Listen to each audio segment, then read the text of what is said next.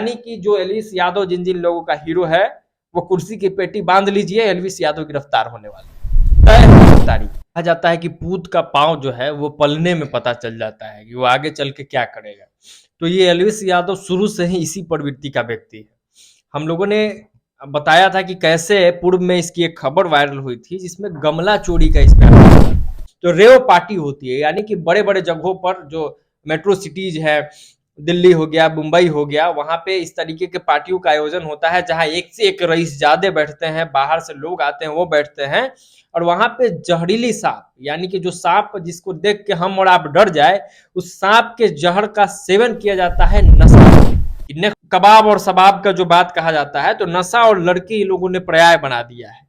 तो विदेशी लड़की का भी ये सप्लाई वहां पे करवाता था, यानी विदेशी लड़कियां पहुंचती थी, शराब चलता था ये ब्रेव पार्टी में। उसके अलावा कोबरा और बाकी जो सांप होते हैं, जो जहरीले सांप होते हैं, उस सांप का नशा किया जाता था। लेकिन आरोप लगाया है मेनका गांधी जो भाजपा की सांसद है, उनका एक ऑर्गेनाइजेशन चलता है पीपल्स फॉर एनिमल्स, ठीक है, उसने बेहद जांच पड़ताल करके तब ये एफआईआर दर्ज करवाया है एलविस यादव पर।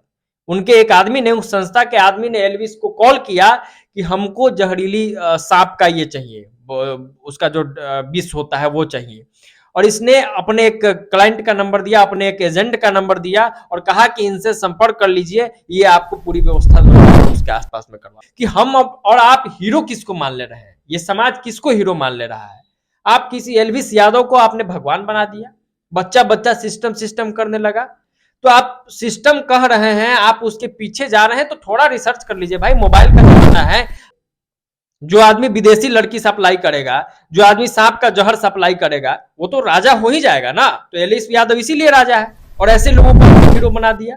को बिग बॉस ने एक तो पता नहीं कैसे सेलेक्ट किया, इन लोगों का क्या क्राइटेरिया होता है कि कहीं से कोई गुंडा मवाली, कोई लड़की का सप्लायर, कोई दारू का सप्लायर और कोई सांप का सप्लायर आके और शामिल हो जा रहा है और जीत भी जा रहा है। पता नहीं ये लोग बैकग्राउंड चेक करते हैं कि नहीं करते हैं, किसी को ये लोग दे देंगे।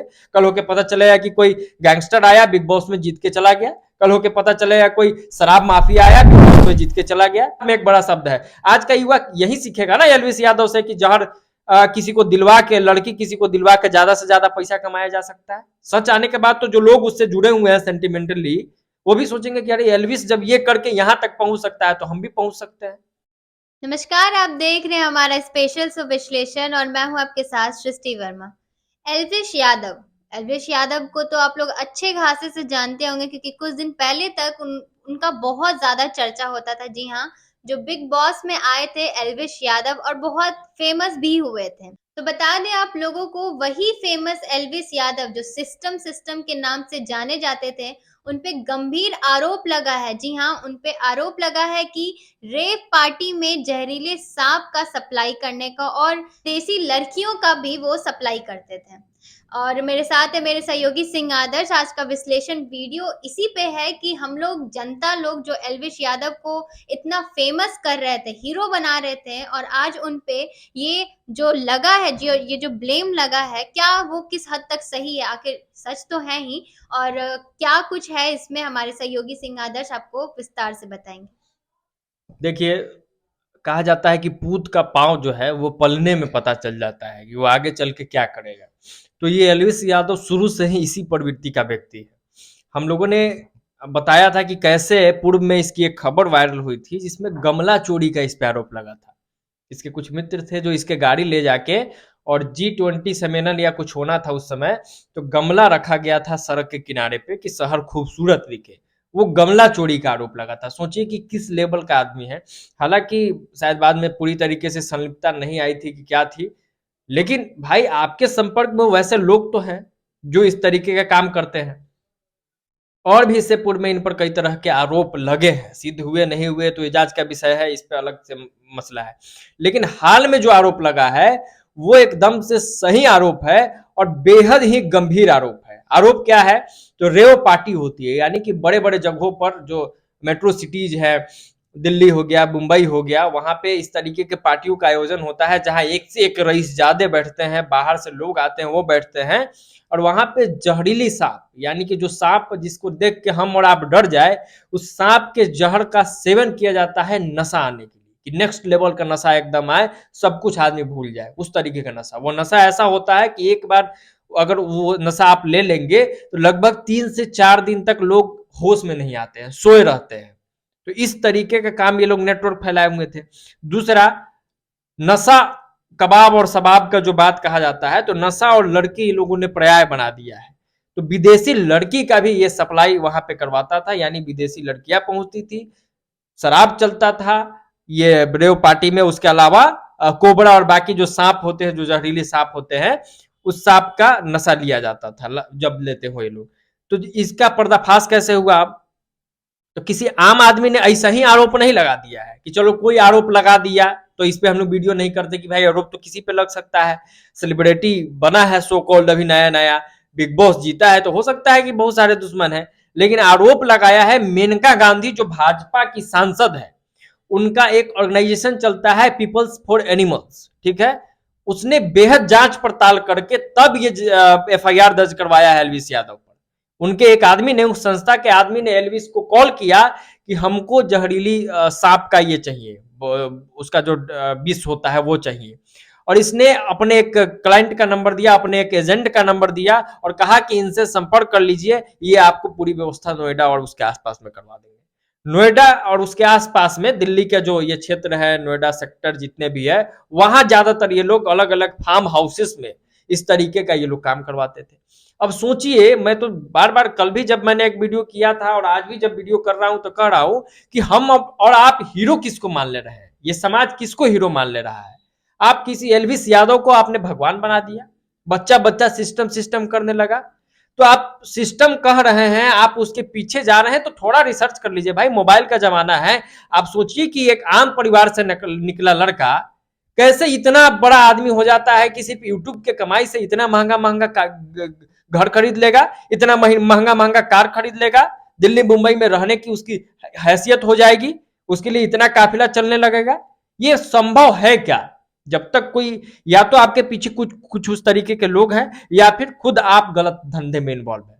यूट्यूब फेसबुक पैसा देता है, ये हम नहीं करें कि नहीं देता है, बहुत पैसा देता है, लेकिन इतना भी पैसा नहीं देता है, वो भी खासकर जिस कैटेगरी में एलविस यादव वीडियो बनाते थे, उस कैटेगरी में इतना पैसा नहीं आता है यूट्यूब की तरफ से। इतना यूट्यूब के एल्गोरिदम को हम लोग भी जानते हैं। तो लोग क्या कि भाई मिलियंस व्यूज आ रहे हैं, तो मिलियंस व्यूज आ रहे हैं, तो डेली के वीडियो पर उसके मिलियंस व्यूज आ रहे थे क्या? दिन भर में कितना वीडियो वो बनाता था? ये लोग का सप्ताह में 1 2 3 वीडियो आता है। अब उस वीडियो पर करोड़ों करोड़ रुपया कहां से आ जाएगा? इतना ये जो रईसी, इतना जो अयासी एलविस यादव का समय समय पर दिखता था, ये ऐसे ही तो नहीं था। तो सोचिए, जो आदमी विदेशी लड़की सप्लाई करेगा, जो आदमी सांप का जहर सप्लाई करेगा, वो तो राजा हो ही जाएगा ना। तो एलविस यादव इसीलिए राजा है। और ऐसे लोगों को आपने हीरो बना दिया, ऐसे लोगों को आपने हीरो बना दिया जो समाज में जहर फैलाने का काम कर रहा है। ये लोग नए लोगों को भी टारगेट करते हैं और अपने रेव पार्टी में शामिल कराते हैं, उनको भी आदत दिलाते हैं ये सब कामों का। और सोचिए, एजेंट रखे हुए हैं, खुद नहीं काम कर रहे हैं कि कोई एजेंट फंस जाए। तो यानी कि उन जो लोग, जो एजेंट है, उनको भी कहीं ना कहीं, आप तो हीरो है ना समाज के, और आप ये काम करवा रहे हैं किसी व्यक्ति से कि उसको एजेंट बना दिए कि आप जहर पहुंचवाओ, आप लड़की पहुंचवाओ। तो ऐसे लोगों को बिग बॉस ने, एक तो पता नहीं कैसे सेलेक्ट किया, इन लोगों का क्या क्राइटेरिया होता है कि कहीं से कोई गुंडा मवाली, कोई लड़की का सप्लायर, कोई दारू का सप्लायर और कोई सांप का सप्लायर आके और शामिल हो जा रहा है और जीत भी जा रहा है। पता नहीं ये लोग बैकग्राउंड चेक करते हैं कि नहीं करते हैं, किसी को ये लोग दे देंगे। कल होके पता चलेगा कि कोई गैंगस्टर आया बिग बॉस में जीत के चला गया, कल होके पता चलेगा कोई शराब माफिया आया बिग बॉस में जीत के चला गया। कुछ तो क्राइटेरिया होनी चाहिए कि आप अपने आप को देश का इतना बड़ा फैमिली शो कहते हैं, पता नहीं क्या क्या शो कहते हैं, तो इस शो में जो व्यक्ति जीत के निकलता है वो सिर्फ एक अच्छा कलाकार नहीं होना चाहिए, बल्कि एक अच्छा आदमी भी तो होना चाहिए। और जो लोग, हम और आप, कोई भी दर्शक अगर देखते हैं किसी को हीरो बनाते हैं, तो जिस मोबाइल से आप उसको हीरो बना देते हैं, उसी मोबाइल से थोड़ा उसके बारे में सर्च कर लीजिए। और थोड़ा भी शंका हो, थोड़ा भी शंका हो तो आप एक वोट दे दीजिएगा भले, लेकिन कम से कम उसको हीरो मत प्रिटेंड कीजिएगा कि यार ये तो हीरो है हमारा। हीरो अपने आप में एक बड़ा शब्द है। आज का युवा यही सीखेगा ना एलविस यादव से कि जहर किसी को दिलवा के, लड़की किसी को दिलवा के ज्यादा से ज्यादा पैसा कमाया जा सकता है। सच आने के बाद तो जो लोग उससे जुड़े हुए हैं सेंटिमेंटली, वो भी सोचेंगे कि अरे एलविस जब ये करके यहां तक पहुंच सकता है तो हम भी पहुंच सकते हैं। तो इसीलिए कहा जाता है कि जब आप किसी भी चीज के लिए किसी को वोट करते हैं, चाहे वो कि कोई शो हो, चाहे वो राजनीति हो, तो उसके बारे में सब कुछ तहकीकात करके उसका सपोर्ट करना चाहिए। सोचिए कि 9 सांप, जहरीला अलग-अलग तरीके का खतरनाक से खतरनाक सांप पकड़ा गया है। 6 लोगों पर एफआईआर दर्ज हुआ है, जिसमें एल्विस यादव का भी नाम है। 5 लोगों की गिरफ्तारी हो गई है, एल्विस यादव की गिरफ्तारी बाकी है। और मैं बता दूं कि एल्विस पर ऐसे-ऐसे धाराएं लगे हैं और ये जो केस हुआ है इसमें गिरफ्तारी तय है। यानी कि जो एल्विस यादव जिन-जिन लोगों का हीरो है, वो कुर्सी की पेटी बांध लीजिए, एल्विस यादव गिरफ्तार होने वाले हैं। तय है गिरफ्तारी। अगर गिरफ्तारी नहीं होती है तो फिर तो भाई प्रशासन पर सवालिया निशान होगा कि एल्विस यादव जैसा आदमी भी होगा, बिग बॉस जीता होगा, इससे कोई, बहुत लोग बिग बॉस जीतते हैं तो इससे कोई बहुत बड़ा आदमी नहीं हो जाता है। तो वो गिरफ्तार होंगे और इनका सच्चाई जो है वो सामने आ गया, गमला चोरी से लेके और अब यही सप्लाई चेन नेटवर्क ये चलाते हैं। तो आपने देखा कि जिस युवा को आप कल को हीरो हीरो बोलते थे, एल्विस यादव को सिस्टम के नाम से जाना जाता था, और बिग बॉस के जीते और फेमस या एल्विस यादव किस धंधे में रहते हैं, किस तरीके से अपना नेटवर्क फैलाए हैं और किस तरीके से काला धंधा कर कर ब्लैक मनी बनाते हैं। तो आगे के लिए यही है कि जैसा सिंह आदर्श ने कहा कि आप जिसको हीरो बनाते हैं, उसको हीरो बोलने से पहले प्लीज सर्च करें, और जो वोट करते हैं और जो लोग को आगे बढ़ाते हैं उसको देख लीजिए कि उसका बैकग्राउंड क्या है और क्या नहीं है। तो फिलहाल के लिए इतना ही, आगे और भी अपडेट के लिए बने रहिए हमारे पेज के साथ। तब तक के लिए धन्यवाद।